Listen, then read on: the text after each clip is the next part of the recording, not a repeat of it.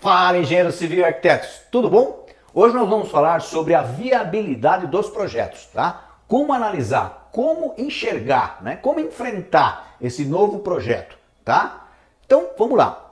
Primeira coisa, você tem que pensar, esse projeto você tem que fazer como se fosse para você, no sentido de viabilidade, tá? É claro que no sentido de gosto, do que quer, né, de como vai as pessoas movimentarem, vamos dizer que seja uma residência, né? O que elas gostam, né? Como é o dia a dia delas. Então, isso, claro, tem que ser do cliente. Mas na análise de viabilidade desse projeto, faça como se fosse para você, né? É claro que essa viabilidade, nós temos que pensar também o seguinte, precisa saber com o cliente o que é viável para ele, porque de repente ele quer gastar um bom dinheiro, muito dinheiro mesmo, para ter um conforto, ou para morar num lugar isolado, numa montanha, por exemplo, com difícil acesso, ou ele tem um sonho, né, de morar no centro de São Paulo, na Avenida Paulista, né, que é um caríssimo metro quadrado. Então, claro que economicamente ele passa a ser não viável, mas ele é viável no sentido da necessidade do nosso cliente. Isso tudo precisa ser bem entendido para poder separar uma coisa da outra, tá? Então vamos lá. A partir do ponto que você já está enxergando esse projeto como um empreendimento que tem que ser viável, tá? Financeiramente ou não, por isso que eu dei esses exemplos anteriores, tá? Dependendo do seu cliente, o que é viável para ele, tá? É o dinheiro? Tem a grande maioria, eu vou te dizer que 90%, o que se torna viável é a parte econômica, né? Econômica, financeira. Agora, existe alguns que saem do econômico, eles não estão tão preocupados com a parte, né, do dinheiro, de gastos, mas estão preocupados com o benefício, somente com o benefício que isso vai trazer, tá? A grande maioria quer custo-benefício, né? Quanto vai gastar e o quanto vai ter de retorno, ok? Que é o máximo, né, dessa relação. Então vamos lá. A primeira coisa que precisa é também colocar esse cliente, né, com os pés no chão. Ou seja, muitas vezes esse cliente vem com um sonho, tá?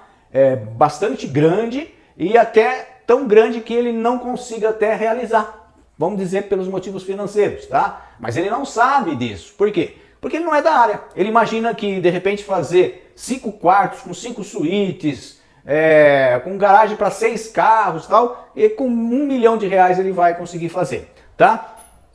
De repente você vai ver, diante das condições do solo, qual é a metragem dessa construção, aí de repente você vai ver que essa casa vai custar muito mais, né? Muito mais até que o dobro, né? Que 2 milhões, 3 milhões. E aí então a gente precisa colocar, né, para esse cliente falar, olha, a realidade é essa, tá? Por quê? Porque senão a obra depois vai começar, vai parar no meio do caminho, vai ter surpresas. O cliente, ele pode até achar o teu projeto lindo, maravilhoso, mas depois ele vai falar a vida toda mal de você, porque você fez um projeto e ele não conseguiu terminar. A culpa pode até ser, a princípio, não sua, mas você vai levar a culpa, tá? Por quê? Porque você não preveniu, tá? Porque você não demonstrou, mas ele tinha que saber.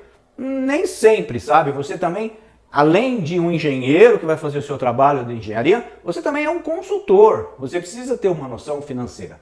Então, precisa analisar o que é sonho e o que é realidade, ok? Então, tá dentro, esse sonho está dentro da realidade desse cliente ou não, né? Outra coisa, né? Muitas vezes a viabilidade é técnica, então ele quer construir, já me aconteceu isso, queria construir na beira do rio, né? E não era viável, por quê? Porque tecnicamente ali tinha uma área de preservação que nem poderia construir, não edificante. E o cliente ainda achou ruim no começo, não, mas não pode ser, porque não sei o que, porque lá. E aí ele foi constatar que eu estava certo, tá? Então às vezes tem até um mal-estar, vamos dizer assim, mas é importante você dizer logo de cara. Você imagina aqueles engenheiros ou arquitetos, né, principalmente o arquiteto que vai fazer o projeto, desenvolve um lindo projeto maravilhoso ali na beira do rio e depois de todo o trabalho, né, pode até cobrar do cliente, e aí o cliente fica sabendo que não pode construir aquela casa. É muito chato mesmo. Então você precisa analisar o lado técnico da coisa, porque a viabilidade se passa por 2 motivos, tá? Como eu falei, o econômico, financeiro e também sobre a viabilidade técnica, tá?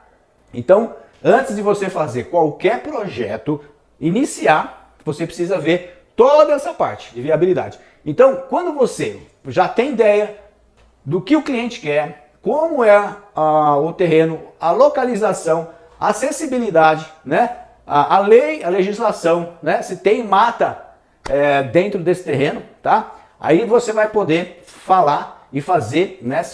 No caso, vamos dizer que nada impeça, aí você vai fazer então um estudo de viabilidade através de um pré-orçamento, né? Um orçamento preliminar, tá? Que é aquele orçamento onde você tem apenas um croquis, você faz um croquis, já tem uma ideia da metragem quadrada, e aí você vai lá, multiplica pelo CUB, né? Que é o custo unitário básico, que você vai ter ali da sua região, do seu estado, tá? E aí você vai ter uma ideia, tá? Que nem eu falei no exemplo logo no começo, pelo menos ele vai saber que não é 1 milhão que ele vai gastar, ele vai gastar em torno de 2 milhões, tá? Ah, mas é por volta, claro, é de 1 milhão e 800 a 2 milhões e 300, entendeu? Mas não é 1 milhão, então isso já faz com que o cliente já perceba, falar, não, eu não vou conseguir fazer, ou senão ele vai falar, tá bom, que ótimo, vamos lá, vamos enfrentar isso aí, tá? Então, lembre-se bem, um empreendimento, ele tem que ser viável, e todo projeto que você vai fazer, você tem que analisar esse projeto como um empreendimento, isolado,